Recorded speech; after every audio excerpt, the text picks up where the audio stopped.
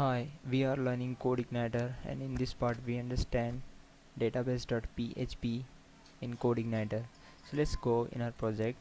So CI series is our project, and these are the files of the Codeigniter.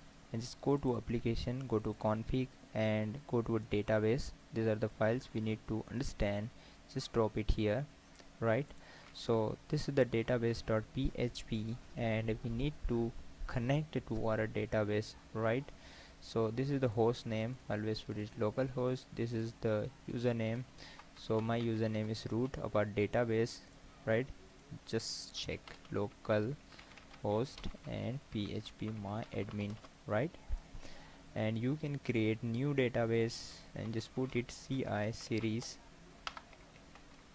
and just copy this name and create it, right? So this database has been created, and just come back in your code editor and just paste that database it here, and here is our password. So make it a password. By default database password of localhost has a blank, it's nothing has a password, so you can uh, put it blank, and if you have a password you can set it, but username always root. If you are using localhost, it means development, right? So this other things we will understand in some further videos, but these are the things which is important for understanding Codeigniter, uh, right? So if when you run this project, right, like this, so every page and every controller and model and views can connect to a CI series database, right?